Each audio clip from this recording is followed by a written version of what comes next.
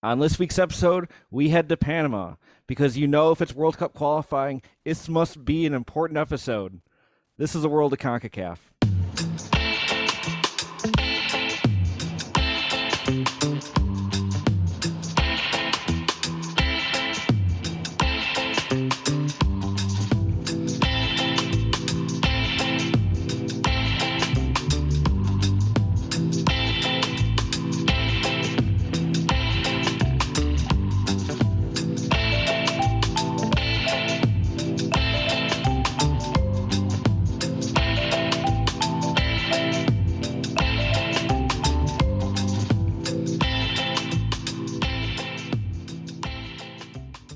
All right, and welcome to the World of CONCACAF podcast. I am Eric Schmitz.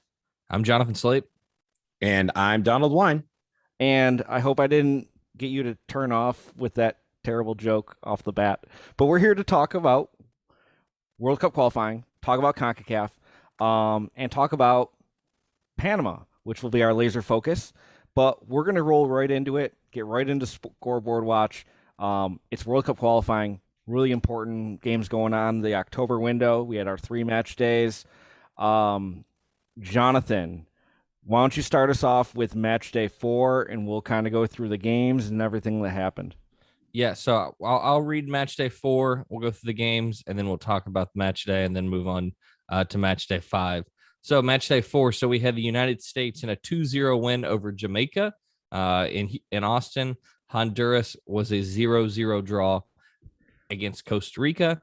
Mexico played Canada to a 1-1 draw at the Azteca, and then El Salvador with a 1-0 win over Panama.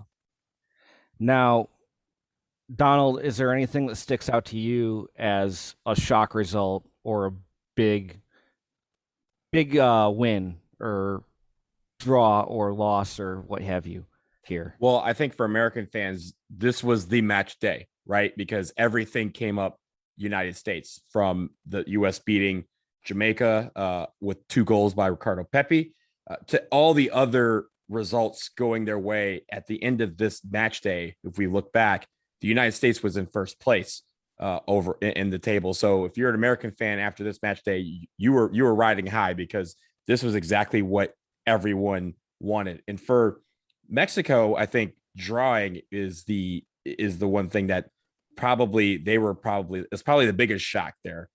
But I think when it comes to that, we find that they kind of were really, really slow when it came to everything. And so for me, I think the United States winning and having all the results go their way, that was the biggest part of this result. But I think Mexico drawing had a lot of people going, interesting. Yeah. I mean, for me, like, the real winner of this match day is Canada. Because now, like, you look at what theoretically are their 2 hardest away games. At the U.S. was back in September. At Mexico, right here. They got 2 points out of their 2 toughest games. Yeah, and they became the first team in CONCACAF World Cup qualifying in the final round to get a draw to get a result against both Mexico and the U.S. in their corresponding home stadium. So, I mean, we talked about, going into this, Canada having to step up and, being able to go to the U.S. and to Mexico and come out with a result is huge for them. Yeah, I mean, it really puts them in a great position to qualify even through 4 match days. Mexico, I mean, drop points at home is never good. But if you're a U.S. fan, you look at that, it's like, okay, well, Mexico couldn't even get a win off these guys at home. Maybe that result in September isn't that terrible. I don't know. Donald, does that really change your thinking looking back at September? Not really. I mean, for me, I always looked at the windows as windows. I don't look at individual games. So while I was riding high after this match day, I also was like, we still have a lot of games to play. And so I think, honestly, for me, I think that's how everyone should approach it. Looking at windows for what they are, taking the windows as a full result, because again, we saw last in September after the first 2 matches, people were kind of saying, oh, the United States are kind of down, like what is going on? And then they beat Honduras. Everyone goes, oh, they're in second place. They're doing just fine. We saw this exact same result as we'll see from several teams when it came to this window in particular. So you can say you're riding high or riding low after one or two matches, but if you look at the whole window, I think they were doing just fine.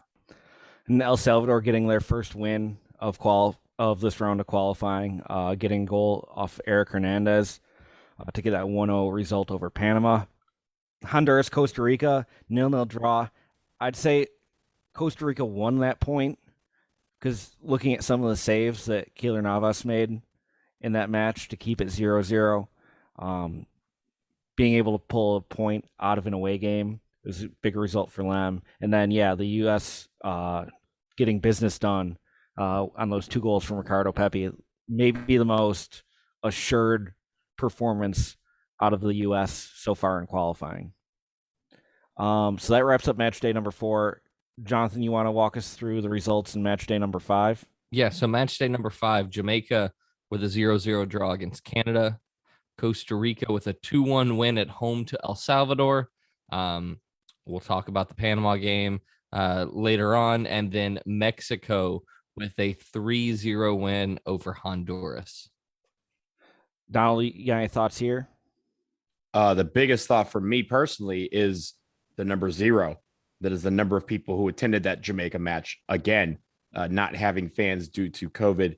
It seems to be something that they have not resolved down there. And while the federation petitioned the government to have fans in this match, citing the importance of having fans to kind of get behind the team and get some energy in the office, that was not meant to be, as the government rejected that request, or at least failed to hear it in time, or whatever it was. But there were no fans there. So that really changes the game for Jamaica. We all thought that Jamaica was going to be a team that could be a team that could be in the thick of things. They've really struggled because they've not been able to have that home support. Yeah, and I mean, for Canada coming off that draw against Mexico, like, you're going to go into the Azteca and get a point, and then you go into the office with no fans in the building, and you still only get a point off maybe the worst performing team in CONCACAF in this first part of qualifying. It's a pretty disappointing result for the Canadians. Yeah, I mean, I think that's the big thing. And then, of course, Mexico, bouncing back and with a 3-0 win on Honduras. I think they have done, which we'll talk about when we get into the next round. But yeah, Mexico seems to be back on track with that win over Honduras. Yeah, and then the other result before we get to the Panama-U.S. game, Costa Rica 2, El Salvador 1. El Salvador actually jumping out to a 1-0 lead on the road at Estadio Nacional.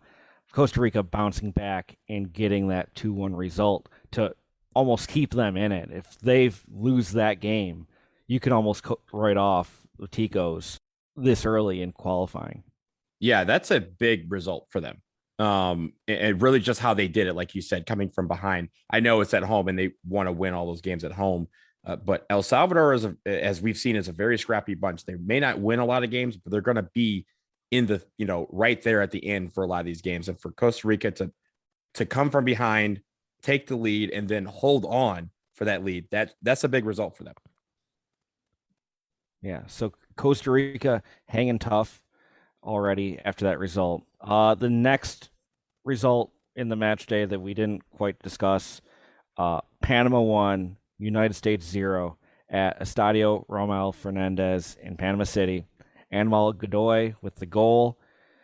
We're going to talk a little bit about this game in a bit, but Panama getting this huge result, we're going to use this to segue into our CONCACAF Laser Focus for the week, where we're going to talk about Panama and tell you more about this country as Donald and I visited that. So we'll be right back. This week's CONCACAF Laser Focus is the nation of Panama, the first transcontinental country that we'll be focusing on here in the world of CONCACAF, because it's the only transcontinental country in the world of CONCACAF. Of course, Panama is an isthmus that connects Central America and South America, bordered by Costa Rica to the west, Colombia to the southeast, and sandwiched between the Caribbean Sea to the north and the Pacific Ocean to the south. Nice little strip of land. Spanish colonists arrived in the country in the 16th century, and it became part of the Republic of Colombia. And then, with U.S. backing, they actually seceded from Colombia in 1903.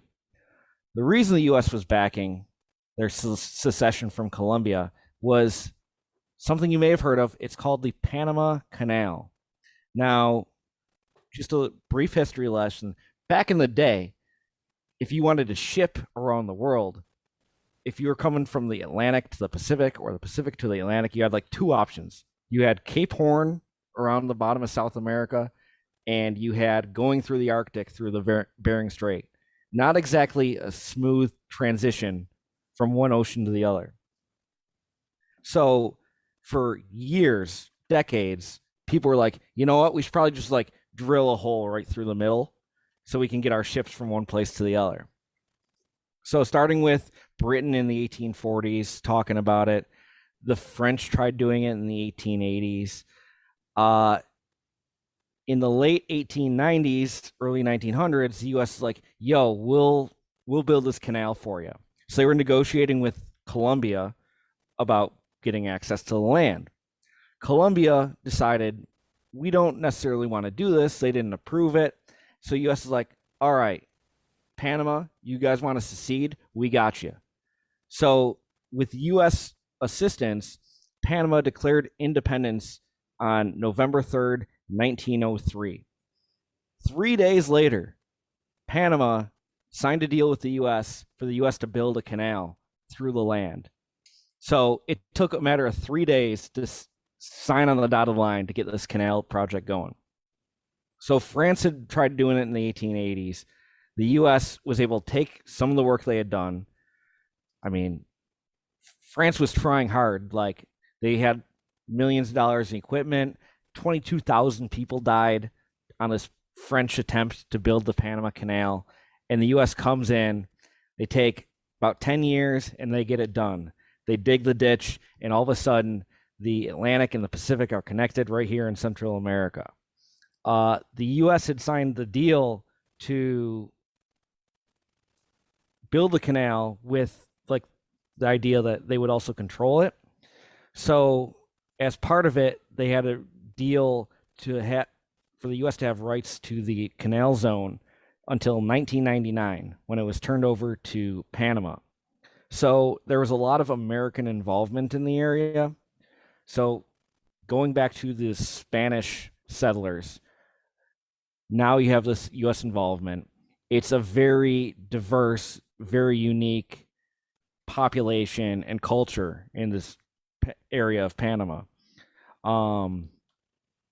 With this canal, it became a huge hub of shipping and commerce, and it really kickstarted the capital city of Panama, Panama City, which is near the Pacific end of the canal. Kind of the Central American hub of banking and commerce.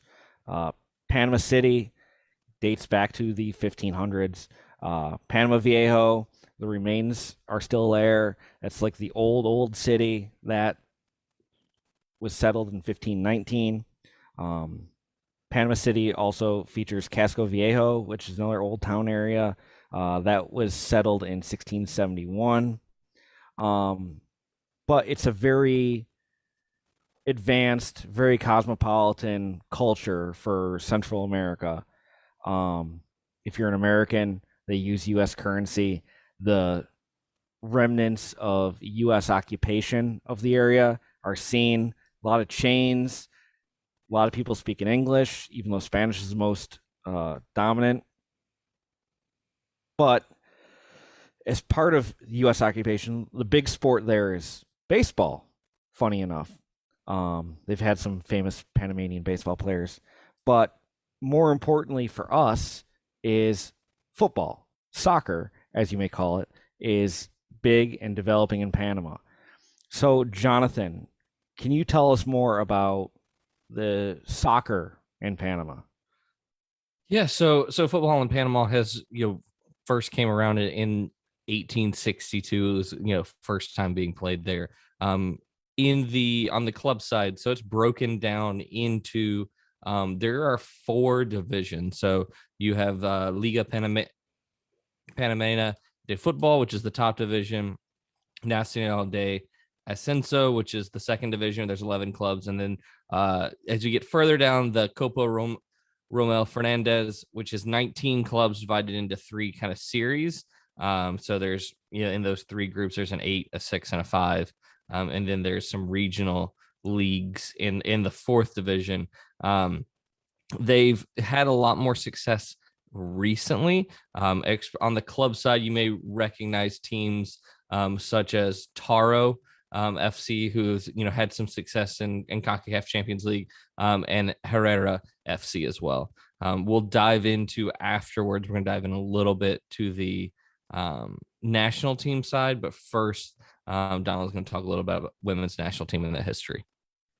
Yeah, so the women's team is called Las Canaleras, which is the Canal Girls, which is very appropriate for this for Panama. Also, that we'll also know that the Los Canaleros is the men's national team, which we will talk about in just a second. But for the women's team, they're ranked 59th in the world, just a few spots short right now of their all-time best ranking of 53, which they had just a couple of years ago. And the lowest ranking they've had was 140 back in December of 2015. So really in the span of a few years, they've really, as Jonathan said, have pumped a lot of resources into the programs here, and they have accelerated their growth with regards to the women's team. Their first match was only in 2002, which again is a trend that we've seen with amongst some of these women's national team programs, is that they just started less than a couple of decades ago and really haven't gotten a lot of footing. But for Panama, they are steadily improving. They have never qualified for the Women's World Cup, but the closest they did get was in 2019. They got in 4th place in the 2018 CONCACAF Women's Championship, which qualifies women for the Women's World Cup. They finished 4th in 2018 in the CONCACAF Women's Championship, which qualifies the women's national teams for the World Cup. But it did give them a chance to play Argentina in the Interconfederation playoff, which they did. Argentina eventually won that playoff, and they got the final spot in the 2019 World Cup. So even though they were close and they didn't get it, they are one of the up-and-coming teams in CONCACAF. And if they continue to put the resources towards that effort, I think we will likely see Panama in a Women's World Cup sooner rather than later. Nice. Jonathan, you want to touch on the men's team? Yeah. Los Canaleros? Yeah, Los Canaleros, or La Marea Roja, which is the Red Tide. So they first played their first international in 1938, currently ranked 68th in the world. And then their highest has actually been 29th in 2014. Like with the women's team, there's really kind of been a bit of a resurgence and of success with this team.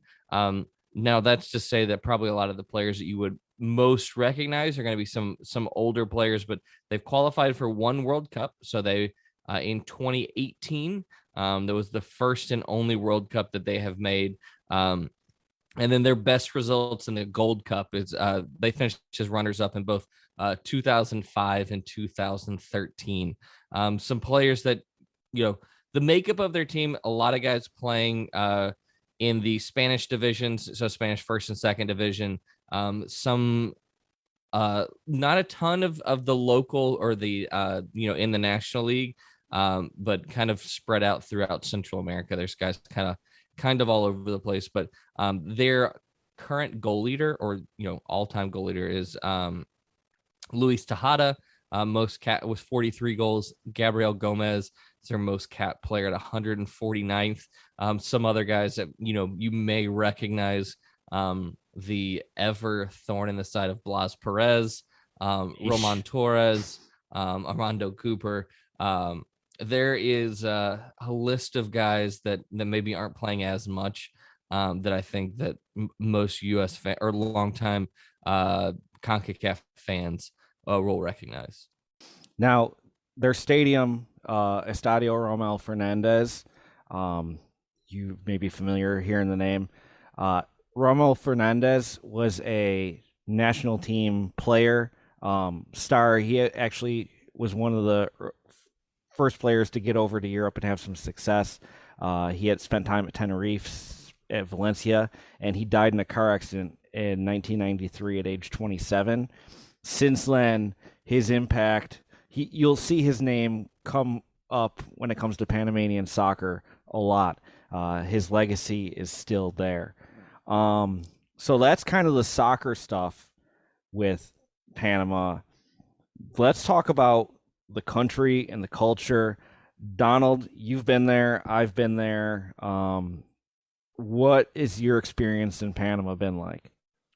So it's like Miami. If any of you have been in Miami, it is that kind of city. Lots of skyscrapers, very cosmopolitan, very metropolitan.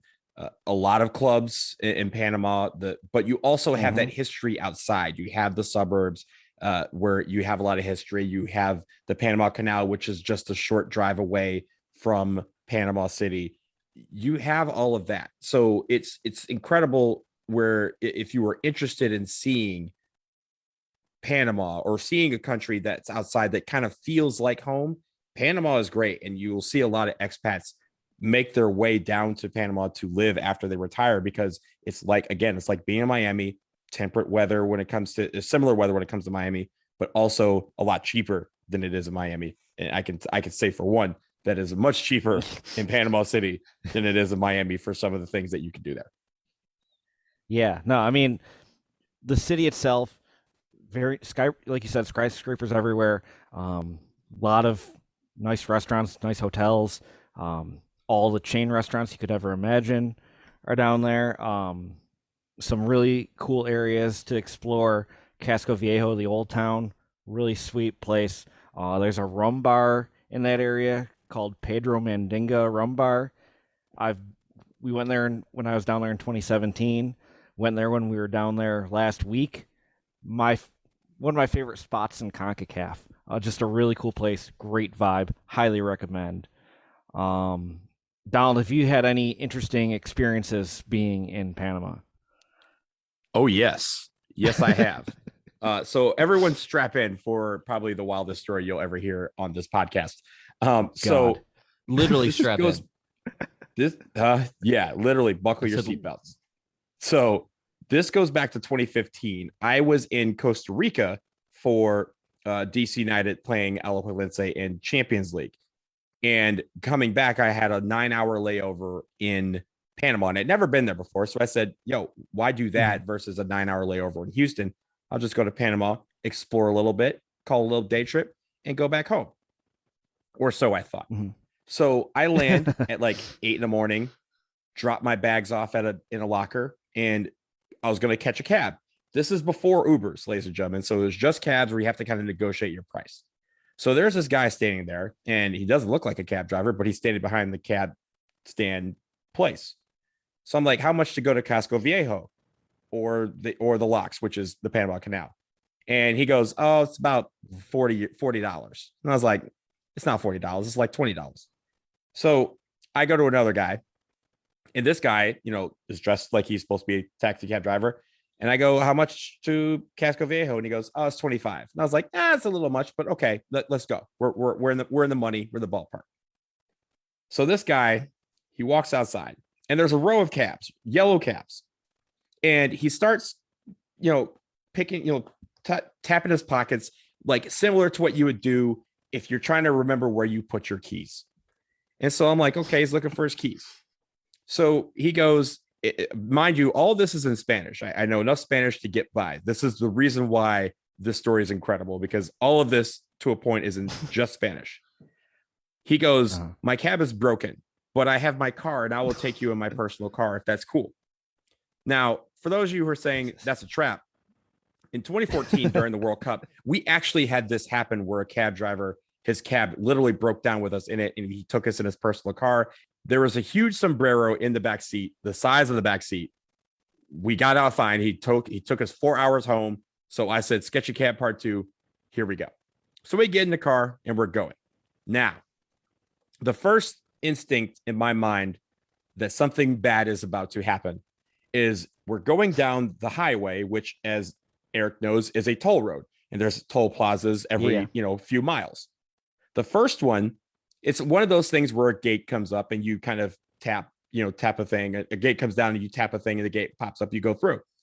So a car was doing that, and he just blew past the gate, 90 miles an hour, tailgated behind another car through their gate, and went through. So I'm like, okay, that's odd, but whatever. We get to the second one. He does the same thing. And now I'm like, okay, homeboy is trying to like take all of this $25 I'm supposed to give him. Like, okay, if as long as I'm safe getting there, whatever. So we get to the third one, which is right on the edge of downtown. Huge plaza, like 17 tolls. He tries to do it again, but the gate closes on him. So now he's like, well, shit, what do I do? So he backs up. Mind you, this is an expressway, multiple lanes. Yeah. Backs up. Yeah. Sees a car going in the lane next to him. He tries to dip into that one. That one closes. He is, oh shit. Backs up. Does it again. Like 2 lanes over. Skirts across 2 lanes of traffic. Does it again. Gate closes again.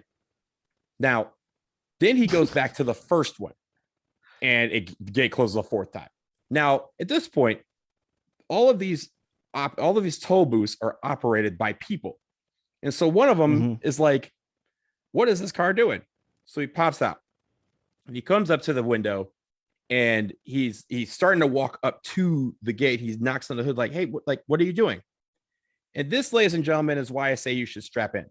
Because instead of rolling down his window and asking for directions or saying like, hey, I don't have any cash, I am literally about to offer like, yo, man, just here's $5. Let's just go. Instead of all that, my man hits the gas and runs into the toll booth operator with his car. Now we're in some shit. So he backs up and the toll booth operator goes, yo, you hit me with your car. Get out of the car. Man hits him again. So this is number 2. So then he backs up again all the way out of the lane and tries to go down another lane. And the guy kind of jumps off. Mind you, this dude is Teflon. This dude's resilient. He's got hit by a car twice and still rolling. He jumps across the lanes of traffic to get in front of the car. And he basically stands right in front of the hood and says, get out of the car. The guy hits the toll booth operator a 3rd time. But this time he takes him to the left and goes in a little spin wheel. And we start driving back down the way we came into oncoming traffic on an expressway with a toll booth operator hanging from the hood. The dude falls off the hood. He backs up. He tries to turn again, hits my man again. But this time, it is one of the deafest moves I've ever seen in my life. He gets the guy gets hit with the car. He flips up, lands on the ground next to the driver's side window, which happens to be down. He then jumps in one felt swoop into the car through the window and starts beating the shit out of the driver while the driver is trying to outrun him by driving into oncoming traffic. I'm still in the back seat. I'm screaming, what the hell is going on? What are you doing? Stop the car. All this shit, right? Mind you, again, all this is in Spanish. So finally, while they're tussling, the toll booth operator is able to yank the emergency brake to stop the car. At this point, now we have a scene. Now all the toll booth operators, they come ride for their mans. They all come, they drag the driver out of the car, and rounds 3 and 4 take place outside the car. They literally like just fighting while cars are just driving past us. I'm still in the back seat. So they're like, what are you doing? You hit this man 4 times. Like, you're driving in oncoming traffic. You're trying to, go through tolling. What the fuck's going on? So mind you, he goes, I'm trying to take this guy, I'm a taxi cab driver. And they're like, well, this is not a taxi cab. And he goes, yeah, well, I'm taking this guy. I paid him. So I get out of the car at this point. There is this car that pulls up that is a black sedan that's called Tourism Police. So I get out of the car like, hey, yo, I'm not with this dude. He's just trying to take me to Casco Viejo. That's it. That's all I'm trying to do. They're like, sir, you should probably stay in the car because, you're on a highway. I'm like, yeah, I had noticed that when he, hit this guy 4 times, but okay, yeah, I'll stay in the car. So finally, the actual police show up. So the police are trying to figure out what's going on, talking to the driver, meanwhile, the driver keeps trying to go back to the car to try and escape, and they're not letting him. So finally, a toll booth operator goes, there's a guy in the back seat. So a police officer comes around, They knock on the window, and I put my hands in the air and I open the door, and they're like, "Do you understand Spanish?" And I was like, "Yes, I do." And he goes, and then in English, the guy goes, "Is English better?" I go, "Yes, English is fine." So he goes, "Tell me what happened." I go, "Look, man, I was trying to take a cab. This guy said he was a cab driver. He tried, he went through a bunch of toll booths. He was trying to take me to the old city. I just wanted to pay him just to go down there. He hit this guy 4 times. I wasn't with that shit." And he goes, "Okay, that's cool. Just stay in the car. As you can see, you're kind of in the middle of something, but we'll get you out of this." Like, yes, get me out of this. Extract me wherever you need me to be. So now at this point, the driver comes around to my side, and in perfect English, without a hint of accent, like this man is from, I don't know, wherever in America that has no accent. He's from like Lower Ohio. This man goes, "Hey, man, so as you can see, you should probably get another cab. So why don't you give me the $25 and then you could just go get another cab?" I'm like, "Yeah, no, bro, you're not getting no money."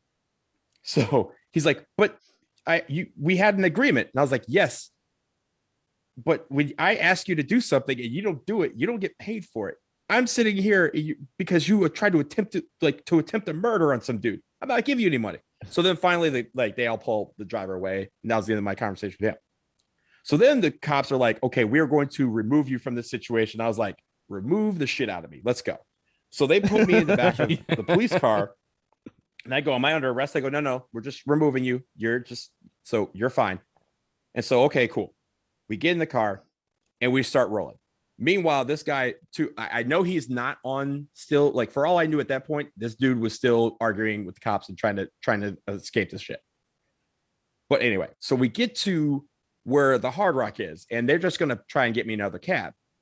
And so the guy who speaks English hops out, and there's a driver who speaks no English. So he asked me, "What are you trying to do?" I was like, "Look, I'm just trying to go to Casco Viejo, try to go to Panama Canal, and then go home. I'm on a 9-hour layover, of which I've wasted 2 because I witnessed an attempted murder." And the guy goes, "Is that it?" I was like, "Yeah, that's it." So he knocks on the windshield. He's like, motions for the guy to come back. And he goes, "Hey, man, he just wants to go to Casco Viejo. Let's just take him." So they did. They took me to Old City. They took me on a tour of downtown, which is why I knew where everything was when we went on our trip in 2017. Took me everywhere, like showed me all the buildings, all the cool shit that was there, all the places to eat. Get to Casco Viejo, drops me off in front of Pedro Mandingo. Drops me off right there. And he goes, "Okay, so there's a cool church down the street. This is the cool rum bar. There's a brewery on the corner, down by the water. You want to take a look, walk along the water is really cool." And I go, "Guys, that's great. Thank you so much. What can I do to, make this right? Do you need anything from me? Like any information?" And they go, "No, I hope this in no way, jeopardizes your thoughts on how Panama can be. We hope you have a great stay and we hope you enjoy the rest of your trip." So they let me out of the car. They didn't ask me for no phone number, no information, nothing. Again, for all I know, that guy is either in jail or is an Uber driver. But my man, like literally the wildest thing I've ever seen. I witnessed the guy try to run over someone 4 times with his car and got away at it. Like the whole hopping from lane to lane at the toll booth, incredible. Yes, it's just a wild story. Like you wouldn't believe it if you were. I don't believe it, and I was there. Like that's how wild it is. That's a hell of an introduction to Panama. So as we mentioned, Donald and I were down in Panama for the U.S. Panama match. We were also with our good friend Max Crows.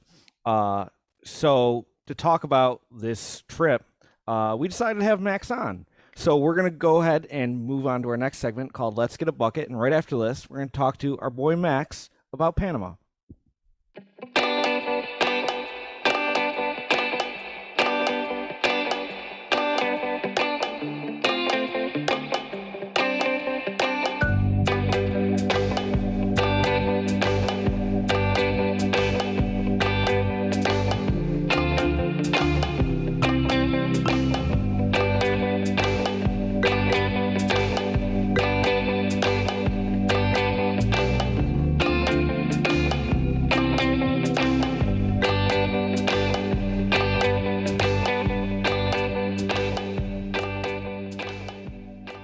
All right.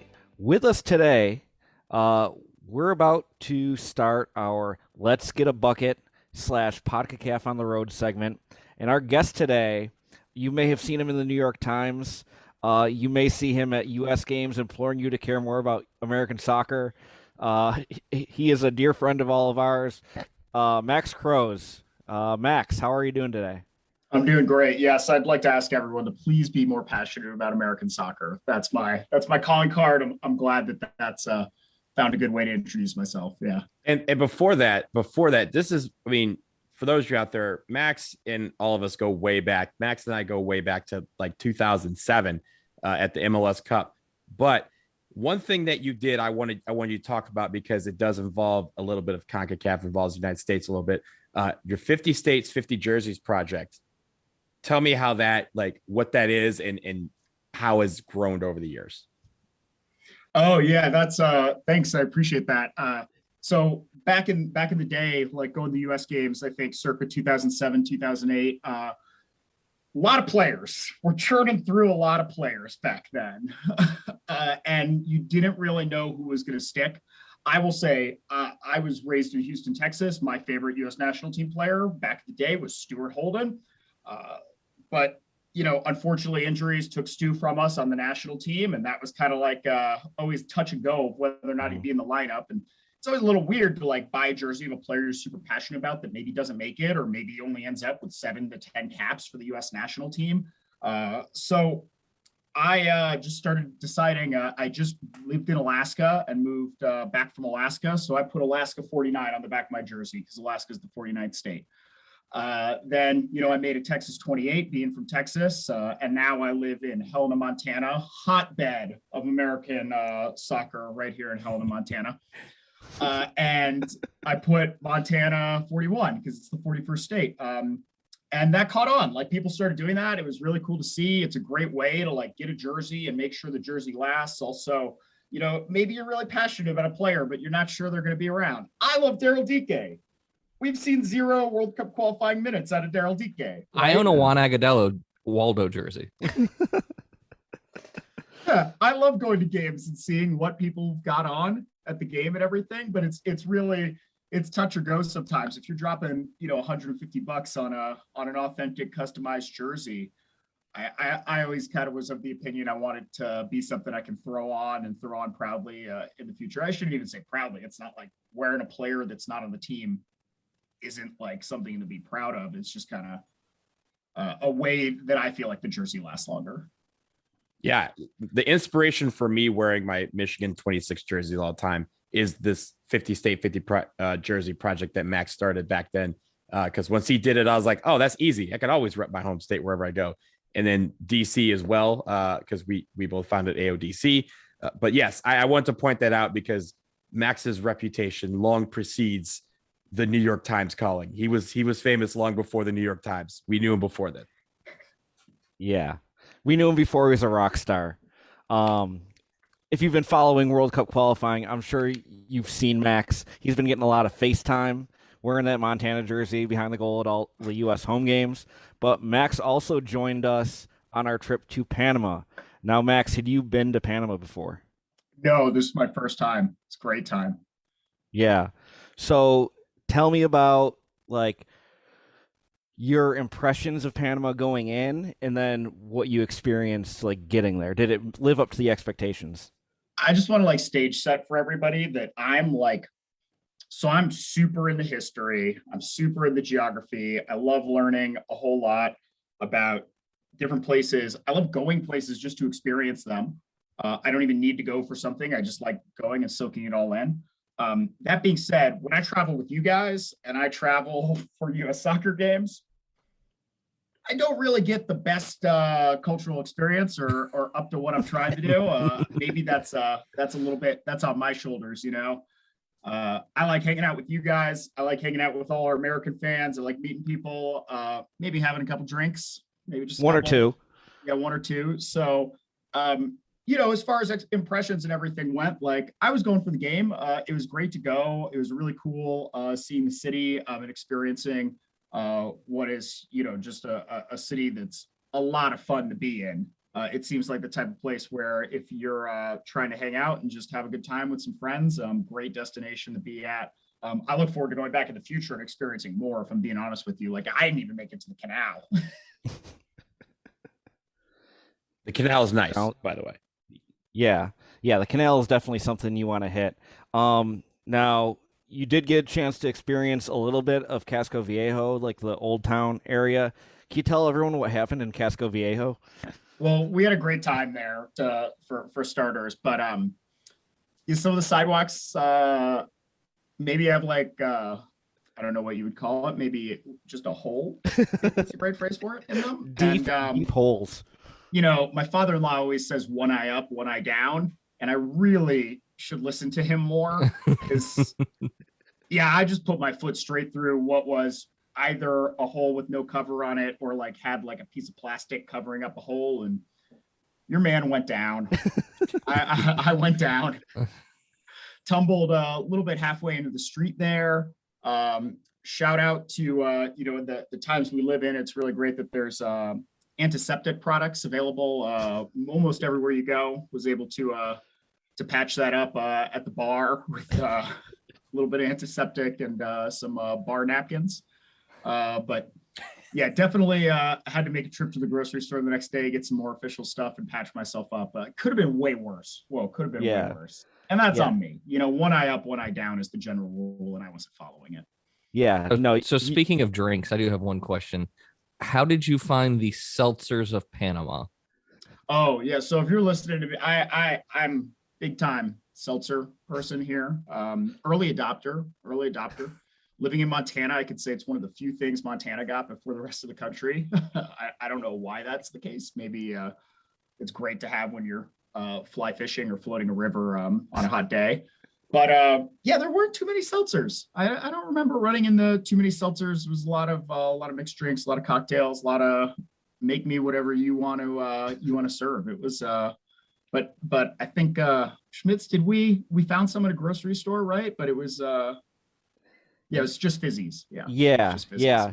No, I distinctly remember you coming across some Smirnoff Ice as well. Those were available.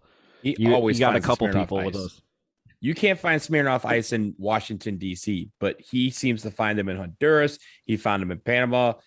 I don't know where he's going next, but he'll probably find them there too. Yeah. So you mentioned the mixed drinks. Was there anything? Did you have any good liquors that were native to the area? We went to a great rum bar. Eric led us there. Eric led us to a great rum bar. I had several rum drinks that hit the spot pretty good. I'm going to be honest with everyone though. Probably not going to be able to give you a complete rundown of what I got served. You had a lot. You were served a lot. Okay, so hey, we had a good time. Everybody except for me stayed safe. That's what was important. And even me not staying safe, that was on me. So I arrived late to this party. I missed the usual night before gathering that we do. This was kind of the post game. And when Max and Eric told me about this bar, I was like, oh, this is the bar from 2017 that we went to. We found out, we stumbled upon it. We sat there for 8 hours. Great times. Great bar. We'll talk about it. But I show up and Max says hi to me twice. First time he says hi to me is right when I enter the bar. The second time is about 15 seconds after I entered said bar. So literally the span of 15 seconds, he said hi and then forgot he had said hi to me and said hi to me again. That's when I knew that Max was probably not going to remember a lot from this bar. I'm never going to apologize for showing Donald Wine enough respect. All right. I love you, man. You're my guy. You're my guy. But I knew that we were in a situation where this was going to be a good night because you were on one, as was most of everyone who was there. That you were not the only one who was, as the locals say, twisted. But no, it was great. It's a great bar. And it's just the area is just a really cool vibe. I mean, to me, and Max, you're not a guy that's been to Miami, but I always say that Panama City has a Miami vibe. What did you get from not just Casco Viejo, but from the rest of the city? Just in some of the few places that we did go outside the stadium. Oh yeah, you're never away from the water. Like, anywhere you turn, you can normally see some water, and get a beautiful view. High rises everywhere. Like, it was really cool that we were all staying in a hotel that was a high rise, and up at the top of it, you got an opportunity to chill at the pool, and just hang out and take a look out at everything. Bar that we had the night before party at had a beautiful view of the bay. It's also just cool, like, being there. And again, I didn't make it to the canal, but you see the ships out there waiting for it. It's like a reminder of like what you know about Panama is like right in front of you every single day. And then the old town that we were in, definitely a nightlife spot, right? There's people out on the street. And I don't know what time things close or if they officially close there. Like, when I was leaving Panama at 5 a.m. in the morning, I had to be down in the lobby to catch my shuttle to the airport. There's still people coming back, like, in. And that's like Monday morning, 5 a.m. They're still coming in. They're having some maybe not the most coherent conversations with the dude working the lobby of the hotel. I think I saw a situation where somebody forgot their room number and was incapable of communicating that. They got taken care of and everything got sorted when their buddy came to grab them. But yeah, that city seemed like it's a great place if you just want to have yourself a time with your friends. Do you have anything good to eat that you're like, oh, this is amazing? Guys, I love where I live. I live, as I shared before, but is not an epicenter of taste. There's a lot of cool things here, but we're not slipping too much paprika in the food out here. So every meal, being from Houston, I grew up with a love of spice, a love of heat, a love of flavor. Everything I ate was awesome, but I'm grading on a slide there sometimes. So it's a little difficult. Yeah, it was cool. Like, there's a lot of plantains were present in places. It was like a lot of fusions also of a lot of different places. Panama is an epicenter of like both South America, Central America, and parts of North America, and also like a big Asian Chinese population there. So like there's a lot of things that were just swirling and mixing together. It's tough to sit down and find a place that isn't bringing you some flavor. Yeah, definite Guy Fieri spot. maybe he's visiting the wrong Panama City. Yeah, I think we can assume that he's going to the wrong Panama City. Well, yeah. So the city was great, food was great, drinks were great. Let's talk about the experience of going to that game. What'd you think of the stadium, the environment, Panama's fans? I mean, this stadium was bringing it. Like, it was really cool. Stadium is like, I haven't been on as many trips as you guys have to Central American stadiums and everything like that. I thought it was pretty cool. It was probably on par, with like an older school, like college football style stadium. Maybe is how I describe it. Had a whole bunch of boxes though. There's tons of boxes where people have like an indoor section to view the game, and then a little outdoor balcony. So like kind of like you would imagine suites at most American stadiums. A lot of those, but the place was it was vibrant.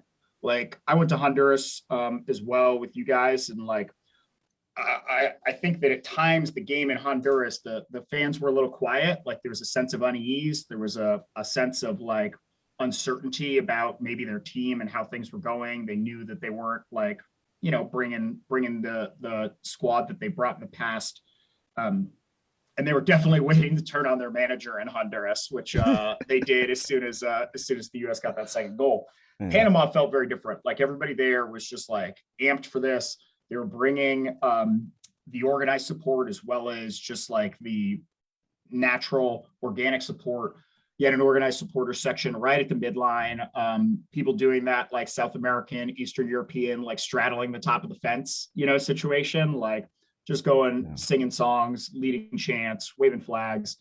And the whole place, knew it's soccer also. Something would happen and the stadium would light up. It always had a good hum going, and everybody, when they were on the attack, was into it. People were on their feet the entire game. It was a great vibe great vibe. We also, like, as American supporters, had a pretty good contingent with us. You know, Yeah. I travel with the American Outlaws. I know many of you do also, and like there was probably a good like group of like 60 to 75 like, you know, American Outlaws wearing jerseys, doing our thing. But also like there were a ton of folks that are obviously Americans or some connection to America that live in Panama that came and joined us. There were people that had seats in other parts of the stadium and saw that that was maybe where the Americans were, so they all came over. I'd welcome your estimates. I'd say there was easily upwards of 300 people there in those couple sections with us. Felt Yeah, like no, maybe more. no, I mean, I'd say it was between 200 and 300, and yeah, you could tell they were diplomats, business people, people who might just been around, and whether they're hardcore soccer fans, like the U.S. was playing there, and they came out to the game, they sat with us. I mean, obviously, if you're an American fan in an environment like that, you want to be, you want to have the protection that we had. We had cops and security all around us. Not that there were any issues with the Panamanian fans, but being in a way supporters group, like you're always having some level of protection. Yeah, and I'd say like also people were super friendly. Like everybody was pretty excited. You know, there wasn't a point where anybody was like looking at us or like, you know, anybody was upset that there were fans over here. Like everybody was super friendly, and like I don't even recall anyone directing it like an organized cheer at us or anything, which is, Yeah. as everybody that's fans of soccer supporter culture know, that's pretty common, right? Like you sing at the away supporters when they're in your stadium. I don't recall that happening. And after the game, also like to your point, there was a lot of security around us, but like all of that evaporated after the game. Also, it was just Yeah. everybody just got pushed out in one way, and everybody's just walking in between the stadium and a fence, which there wasn't a whole lot of space. And people were super friendly. They wanted to trade shirts. They wanted to trade flags. Like everybody was pretty amped. Also, they got a big W on us, so like you know, Yeah, it was everyone was in a good mood, so that yeah, kinda everybody helped. was Right. ready to high five you. Yeah. We weren't necessarily in the mood to be high-fived, but yeah, it's a little easier walking out Down of a for stadium it. like that. I had fun. I know we'll talk about the game at some point, but I had a good time. Yeah. Well, I mean, let's get down to it. This game, what did you take away from it? First from like a US perspective, then we'll get to like the shenanigans, but like as far as being a US fan, like how did you feel traveling all that way to see that performance? So there's two ways about it. Number one is that was a bad game. It's Yeah. a bad game. Yeah. The Not US great. didn't show up. Not great. US didn't show up to play. They weren't energized. Like you could throw any theory that you want to out there, but they played poorly. They also didn't look like they were that invested in the game. They didn't look like there was any cohesion. It was a really bad game and one of the worst performances that I've seen the U.S. national team put on. Like it was really disgusting, and it made me feel like there wasn't a chance that they were going to score. That being said, look, I'm a fan. I just said earlier, I'm from Houston. I'm a fan of the Houston Astros. Like people can say what they want, but also when the Astros were the worst team in the league for 4 straight years, I still went to a game every single season. I still showed up, right? Yeah. And so like there is some level of like I appreciate that I was there for what was a really bad performance, because like that's a feather that's in my cap. You know, hey, I saw them when they were at their worst, and like I can't wait to see them when they're at their best in the future. Also, it was just an entertaining experience and a great game to go to. That was a stadium that like was really compelling its team on the win, and one that just had a vibe about it the entire time that made you soak it in and experience it. You know, there's a lot of sporting events in the United States that you can go to. Like, you know, you don't need to be a fan of UT or Oklahoma to like go to that college football game and just take it in, right? Yeah. And enjoy it. Like, you don't need to be a fan of Ohio or Michigan to go to that matchup and take it in. I think college football probably, as far as passions go, more reflects international soccer than a lot of our major sports do. But those types of things are like something that it's worth being there for and something worth appreciating. And that game at the end of the day was that, but it was not a good on-field product. That being said, I still had fun. Yeah, because being in the stadium, we were privy to some of the things that the viewers at home might not gotten to see. Halftime, I don't know who was the first one to notice it, but Panama's out here. Now, mind you, it had been raining every day that week, like buckets at like certain points of the day. And Pan was out here watering the field at halftime. Oddly enough, they were just watering one end of the field at halftime. Did you guys catch this too? I did. I know. I pointed it out in the stands. I said, "Hey, it's odd. The sprinklers are on, but they're only on for the end that we're about to shoot at in the second half." And I was like, "Did someone see this before the game?" And I think Eric, was it you or someone next to you said, "I'm pretty sure they watered the field before the game, but I don't remember them watering it on this side." And we're both pointing at the field like, "Well, it's happening now. So watch this go down." Yeah.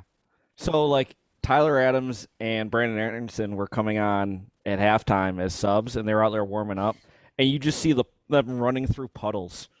You know, it's like you wonder if Panama's trying to make it a little harder on the U.S. to attack, and yeah, needless to say, they think that home field advantage is very important.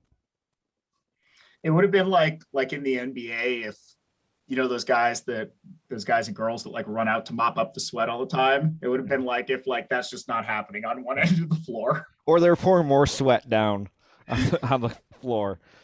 It's gonna make this a little tougher on you. I gotta throw it. This is another one of those things where I just gotta put my hands in the air and be like, "That's smart." I love it. Yeah, I mean that was just the beginning. Max, do you want to tell everyone listening about what transpired near the end of the game after Panama had gained the lead?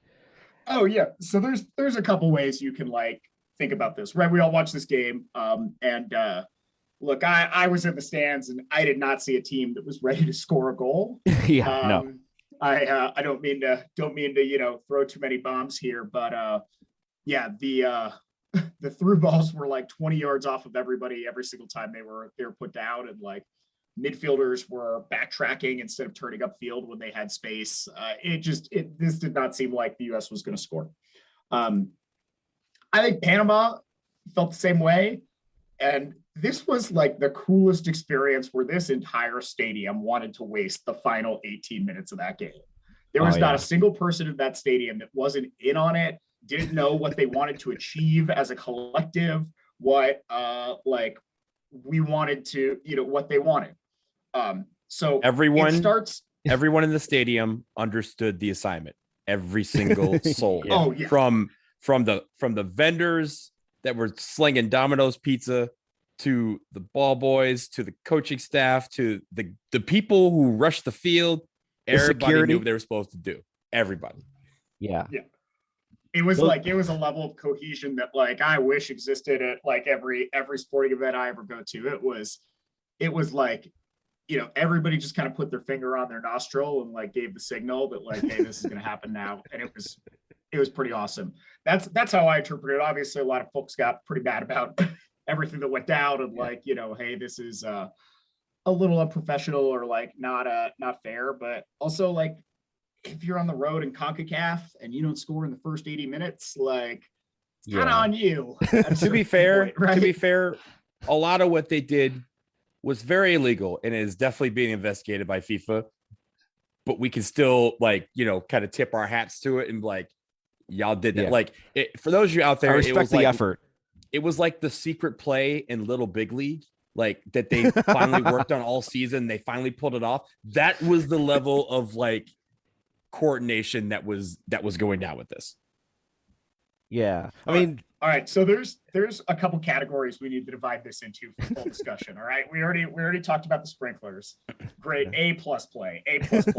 Like there was standing water on the attacking half of the field. It was hilarious. There's pitch invaders. Then there's ball boy shenanigans. Am I leaving anything out? Like, I mean, well, we can touch on each of those. The pitch invaders, like, they clearly were not rushing to get over the fence. They were taking their time, being safe, getting down onto the track. Now, mind you, there are riot police circling the entire stadium. These riot police clearly were wishing these pitch invaders well. on their journey because they did not move. These dudes were just strolling right past them, just walking on track, walking up to like the signage boards surrounding the field, and just waiting for their chance. Like, you know what? I'll wait till they get down the field here to go jump on the field. No one saw these dudes just walking up and said, you know what, we should do something about this. They waited until they were on the field before anyone moved. The great thing about it is that literally there was one point where 3 guys from different parts of the stadium, including 4 guys, including 3 that were right next to each other. They all tried to rush the field at the same time, and the riot police stopped 3 of them as if to say, no, one at a time. Let one guy get on the field. They tackled him. Then the next guy ran on the field. They tackled him. But you have to talk about, I think you can't separate them because as this was happening, the ball boys were executing their part of the assignment. And I think it's important to talk about how that all made what was 7 minutes worth of stoppage time become actually like 45 seconds of gameplay. I got to add on the pitch invaders here. Keep going. There were other layers of this. There were riot police there, right? And then there's a track. They had to run across the track to get to the field. So the riot police on the other side of the track, as Donald said, like the riot police, like they jump down, make eye contact. Riot police, like wouldn't even move a muscle towards them. And they'd be like, okay, cool. I got it. Like, I'll go. So they didn't even have the riot police pulling people off the field. They had like the in-stadium security, which like we would refer to as like CSC, right? Yeah. Like coming out there. But they always had that person come from the most inconvenient spot of the stadium, right? It was like the very far corner. Coming from the other end. Yeah, like let's say you were to run on a baseball field on the first baseline, like they've got the like person coming from the third baseline to come get you. And then when they come get them, it's not even like a tackle. It was just like yeah, you got me. Dude, cool. Let's walk can't off do the this. field. Yeah. And they weren't being arrested. Like it's not like they were being taken underneath to be arrested or anything. They were basically being thrown back into the stands. Like, you're you remember your spot's up here. Like, good job. Try to get later. Back to your seat. Back to your seat. Back to your seat. Good job. We'll try this again in a few minutes. It was awesome. Yeah. I mean, before we get to the ball boys, my favorite was the pitch invader that went up to a ball boy, got a ball, and ran onto the field with the ball and went in on goal and scored on Matt Turner in goal. Like, in the middle of play, just like rolled onto the field with a ball. Just like Matt Turner's looking like, what is this? What is going on here? Like, it just, if you're looking, like, I could see, like, at the time I was very upset at how it was going down. I was also, again, tipping my cap to a lot of it, but it was still like, this shouldn't happen in any sport. Like, this should not be happening with the level of coordination that is happening. And that's why I said we can all laugh at this because we know FIFA's going to come back and be like, that was great. You guys did a great job. We're going to ding you. We're going to have to take something away from you. Because I mean, even, El Salvador, they had pitch invaders against our game back in September, and they had to have a closed door match next month because of it. So something's coming from this, but I do want to get to the ball boys because I think this is the piece that really just set everything in motion. Can I ask a quick question? Go ahead. I mean, if you guys knew there were no consequences to it and it would have wasted time, would you have done it? Oh, 100%. No, they would have caught me. For the team. Nope. For the team. But Jonathan, since you were watching on TV, did you have any sense of all of this shit going on? So we saw like a couple of the pitch invaders. Didn't see the guy that went scored on Matt Turner. And then like just from Twitter saw like when we get to the ball boy situation, I was aware of that going on. But I think we maybe saw 2 pitch invaders and really I don't even remember seeing security even grabbing them. It's just more of like, it's also just hard to remember because I was just so frustrated. Oh yeah, by what was going on. There was definitely like a sense of anger, but like, did you see any instances where like it's like, wait a minute, there are 3 balls on the field right now? Did that come across on TV at all? No, it didn't. Okay. So Max, I want to tell everyone why there were 3 balls on the field at a Oh few yeah. occasions? So let's Three. break this ball boy. Three. No, tell them why there were 11 balls on the field. So let's break this ball boy situation into three categories, because there's three types of ball boys, and like they all played it to perfection. One, there were the ones that threw extra balls onto the field, which is what Eric's asking about. Two, there were ball boys that when a ball went out of bounds, they would actively walk away from the situation to stall everything more. The guy directly in front of this did this, and he did it with flair. He gave us like a blue steel style turn, and walked away from whoever, I can't remember, I think it was Christian Roldan, was like trying to flag him down for a ball, and he just walked away from it with the ball and then like dropped it like an NBA player does, like back to the inbounder after they score, right? Just kind of like did that. So the ball's just sitting on like the third lap of the track still. And then the third category were the ball boys that pushed themselves all the way across the track back up to the cage. That way there were no extra balls available on the sides, on the American side of the pitch where we were attacking. Okay. Like this is where the coordination was unique. Okay. So we've seen where ball boys do this sort of thing, or they're like really loose and they take the ball and you're on my right and I throw it to your left so you can't go the other way, or you slow you down, right? The reason why they were all the way at the back of the track is because in one coordinated motion, all of the ball boys around the track took whatever ball was in their hand and threw it under the stands. So then they casually walked back like, oh my goodness, the ball is gone. So there was a point where there were no balls present except for the one on the field. The ball went out of bounds. That would have been the only ball that was present that you could actually see. They go and retrieve said balls. Then Panama scores. When Panama scores, they all kick their balls into the stands. So now there's balls in the stands. And so now you have to go, oh my goodness, can I get the ball back? And you know how people like to hold on to the ball and wave it and celebrate and take pictures with it, whatever they want to do. Then they finally get the balls back. Then as it hit like the 92nd minute, that's when they all decided to kick the balls that they had in their hand onto the field in one fluid motion. Yeah, they were booting them. They didn't throw them. They kicked them onto the field in one fluid motion. So at a certain point, some people on TV said they saw a couple of, 2 or 3 balls on the corners. There was actually literally a point, and you guys remember this.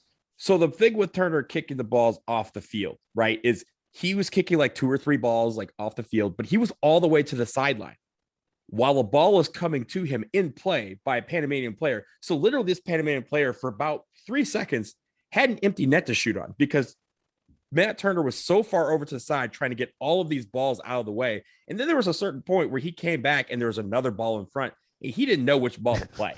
Like this was next level shit here.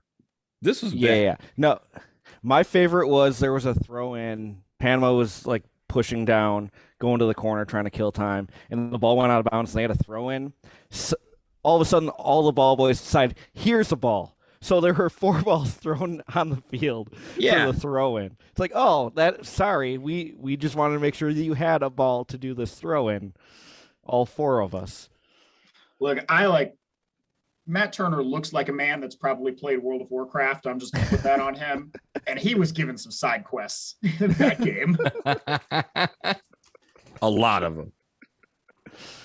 Oh, man. I mean, as Donald said, I would hope FIFA is going to come back on Panama. I mean, they've got a history of doing this going back to the last cycle, that final game, the time wasting that they went through. They were having administrators run onto the field in the middle of play, just try to kill the clock. Now, mind you, all this was going on and they had added 7 minutes of stoppage time and they whistled seconds before 7 minutes of stoppage time.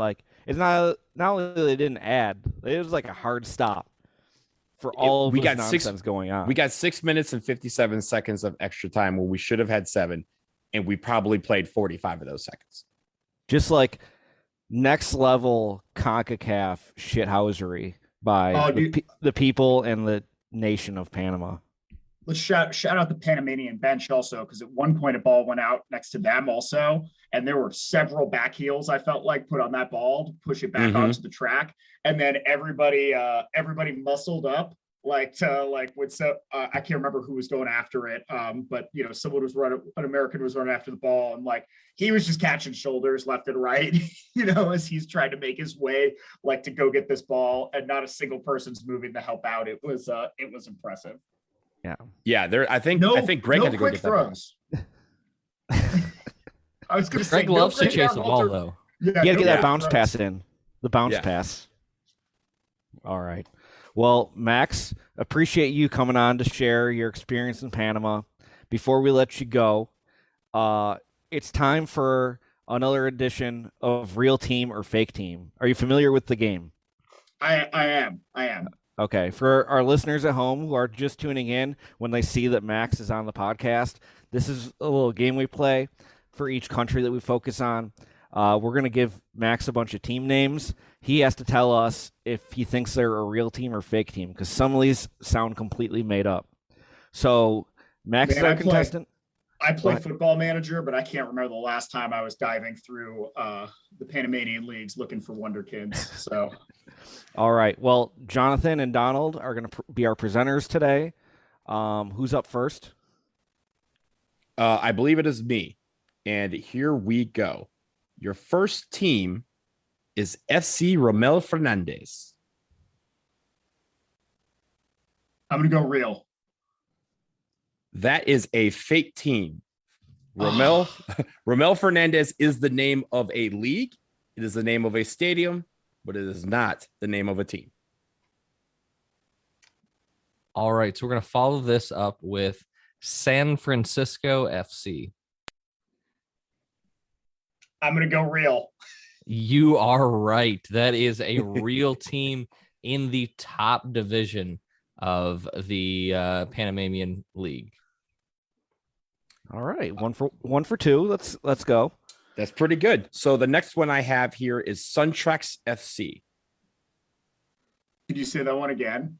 Suntrax FC. I'm going to go fake. That is a real team. Suntrax is a acronym. They are based in Santiago de Veraguas. It is El Sindicato Único Nacional de Trabajadores de la Industria de la Construcción y Similares de Panama. It is basically what like Wolfsburg, workers kind of formed a team. That is Suntrax FC based out of Veraguas. Damn, my type of team, and I got it wrong. Canal Boys FC. And that is with a Z. I'm going to go fake, but I love it.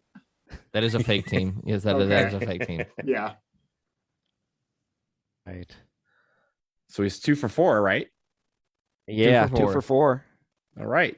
So the next one that I have is Atletico Noriega. I'm going to go real. That is as real as a fake team can be because it's fake. Manuel Noriega is a dictator, and I tried to put that in there because I figured someone would think, oh, maybe he started a team. He did not start a team. And that is what I thought. Was like the history. The history there. They started the team, or they named the team after him out of respect or threat. Fear. I would say probably more threat than respect. So our final team, Las Margaritas FC. I'm gonna go fake, but I'm not gonna be surprised if it's real. I guess I don't know. That is a real team in the third division of the Panamanian League, the Copa Romel Fernandez. Love it. I think might have bought some shares in it this past weekend. Yes. And Mojito FC too. Yeah. Mojito FC, Rome FC. All right. Well, Max, your performance was not the best we've had. It's also not the worst we've had. So appreciate you taking the time to talk with us about your experiences in Panama. And I believe I'll be seeing you in a couple weeks. Oh yeah, we'll be in Cincinnati, everyone. If you're coming to Cincinnati, bring your voices. Be ready to be loud. Find him at all the AO events. Find him on the Capo stand. Find him leading the charge for the American fans in Cincinnati. Sorry, I cannot be there with you, but you know I'm with you. You know you're my mans. I love it. I love it. Yeah, Montana 41. That's the jersey I always wear. Anybody come over, say what's up. I love meeting fans from all over the country. And, you know, as someone that also lives in a small town in Montana right now, love meeting fans, you know, that like me, you know, you don't have too many people to watch with. So come over, give me a dap, give me a shout. All right. Thanks, Max. We'll let you go. And then after this, we'll be right back with the conclusion of our scoreboard watch, recapping the October World Cup qualifying window. All right. So thank you again to Max for coming on, talking about Panama. That wraps up our match day 5 talk. Long-winded, fun stories, Panama talk. Let's go back to scoreboard watch, finish up with match day 6. Jonathan, what happened in match day 6? So match day 6, so we started that off with the United States with a 2-1 win over Costa Rica. Canada picking up a 4-1 win over Panama. Honduras with a 2-0 loss at home to Jamaica. And then finally El Salvador falling at home 2-0 against Mexico. Donald, what stuck out to you in these matches? I mean, there's quite a bit. Obviously, we'll talk about the U.S. match in a second, and also Canada. But Honduras losing at home to Jamaica, that's a bad loss for if you're Honduras, because they want to be in that top 3. And if you want to be in the top 3, you cannot drop points at home, especially to the team that has been performing the worst. So that is a really, really big loss for Honduras.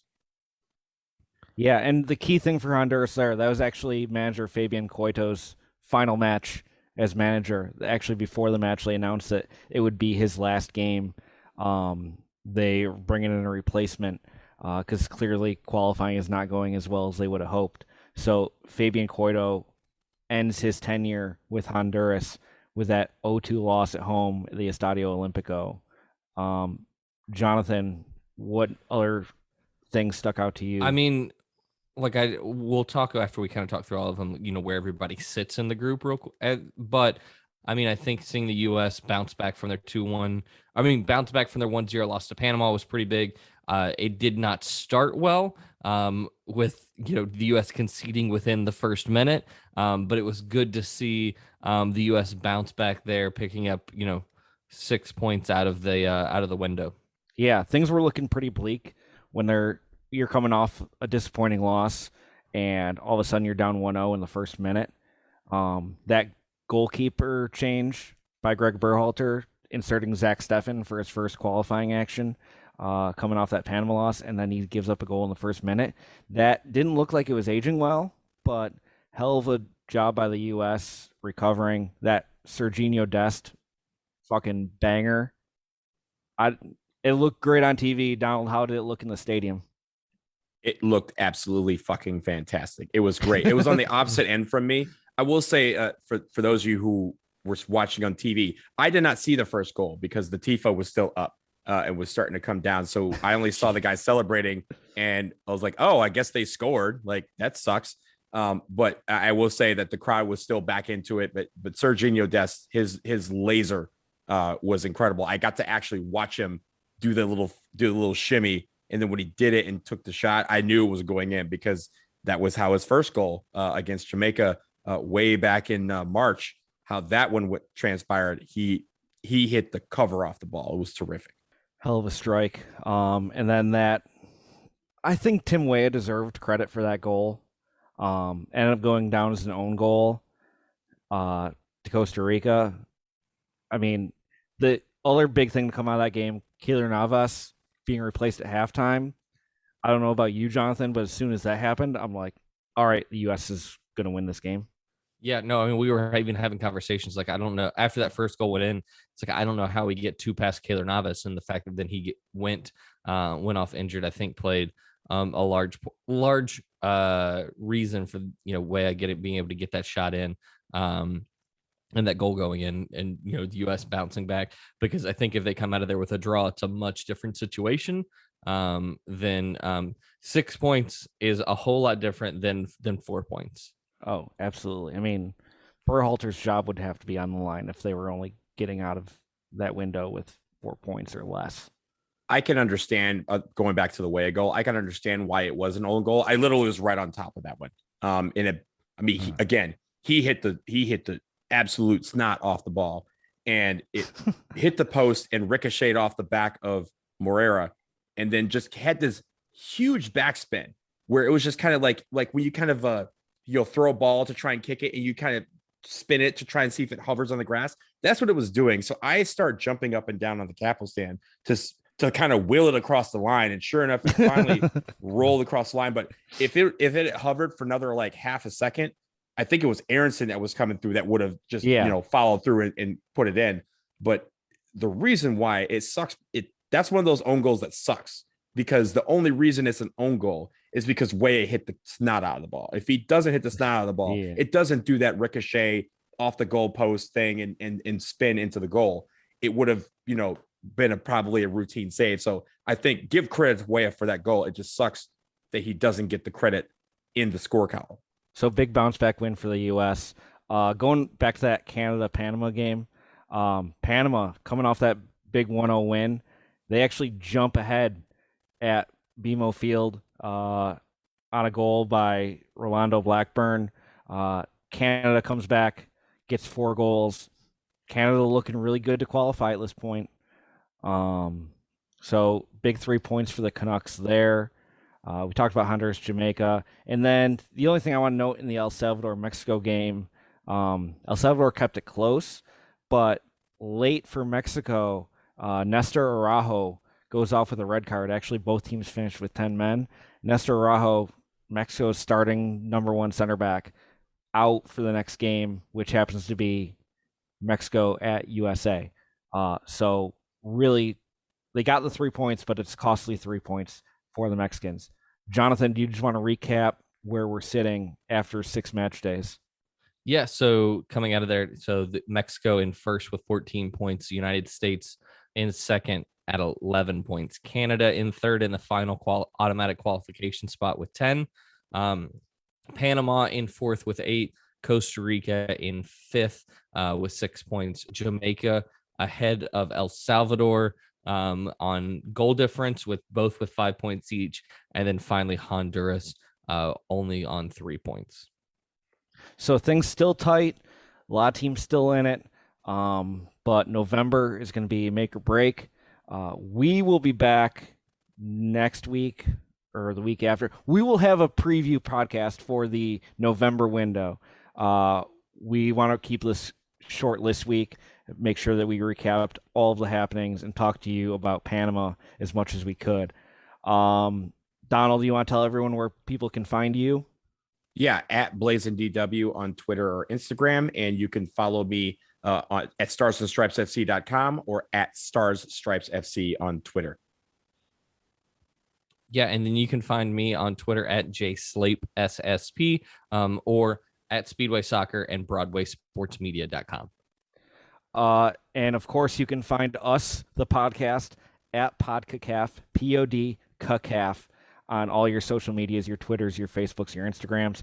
Make sure you are following us on Spotify, subscribing on iTunes, rating and reviewing us. Make sure that everyone knows that this is a place to go for great CONCACAF talk. I want to thank Max Crows for coming on and talking about all the shenanigans down in Panama. And appreciate you listening. And we'll be back again with you soon.